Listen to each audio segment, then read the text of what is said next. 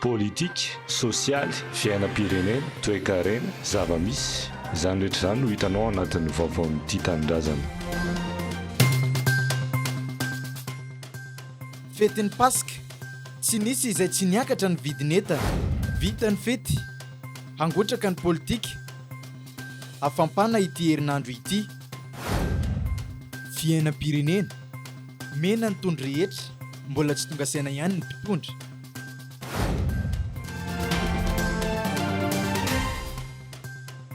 Mahafinaritra trano no manao fety amin'ny ankapobeny, indrindra ny fiarahana amin'ny korana kely amin'ny fianakaviana sy ny fanaovana sakafo miavaka.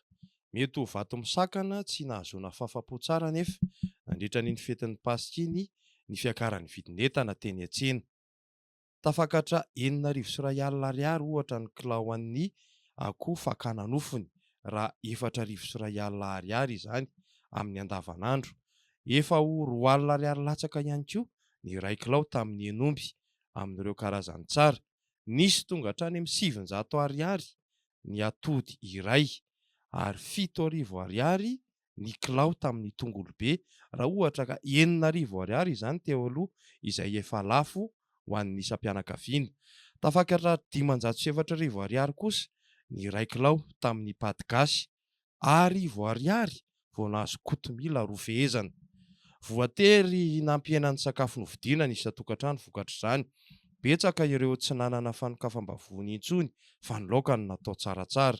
Nanjary tsy tafiditra tao anaty kaonty ihany koa ny ranom-boankazo raha toa ka efa fanao mahazatra izany rehefa fety. Matetika moa dia fotoana fanararaotan'ny mpivarotra ny vanim-potoanan'ny fety tahaka ny Pasika, dia ny mpanjifa trano no mizaka ny vokany.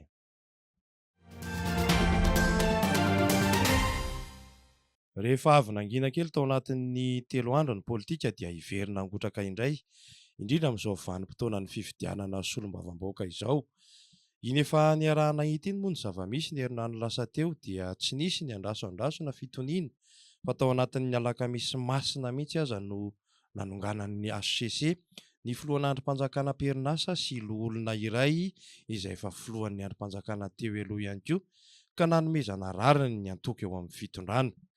Heverina fa mampiakatra ny marim-pana politika ireny rehetra ireny.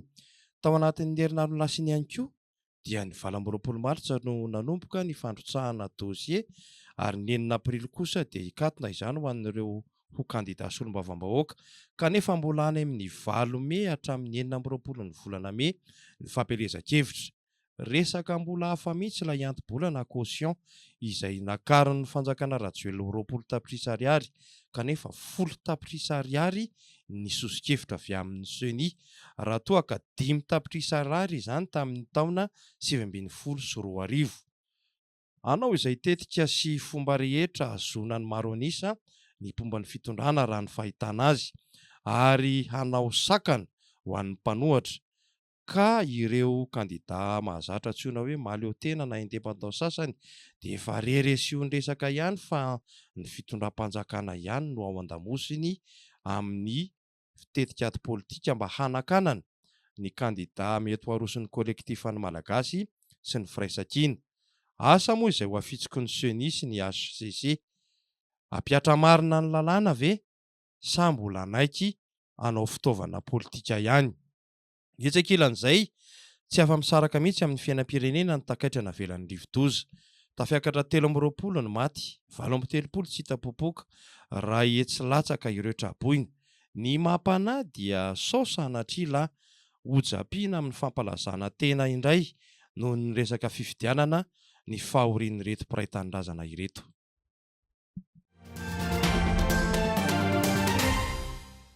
Madagasikara tsy maintsy mandroso, io ny zary lasa karazana teny faneva vitesina hoentin'ny mpitondra mandresy lahatra ny orim-pirenena tato ato izay. Io indray izany no fandrendrehana saim-bahoaka tao aorian'ilay hoe ny fitiavana ny lehibe indrindra. Teny filamatra natao fitaovana politika fotsiny, fa raha ny zava-misy marina no dinihana dia fambolena fahankalana sy fampisaraham-bazana no misy eto Madagasikara. Tena mafy ny fiainana. Inona tokoa moa tsy mampiakaika ny malagasy ankehitriny? Sakafo hohanina, tsy fandriam-pahalemana, tsy fananana asa. Moa ve mba mirarahan'izany ny mpitondra? Miaratsy ary mihamena ny tondro rehetra raha ny fanasokajiana raisam-pirenena farany dia nilaza fa niempotra indray Madagasikara eo amin'ny fahalalahana ara-toekarena. Ratsy dia ratsy ny noty eo amin'ny fahalalan'ny fandrarana sy ny fampiasana vola eto Madagasikara, araka ny tatitry ny The Heritage Foundation izay nilaza fa tsy nahazo noty afa-tsy 7.5% i Madagasikara.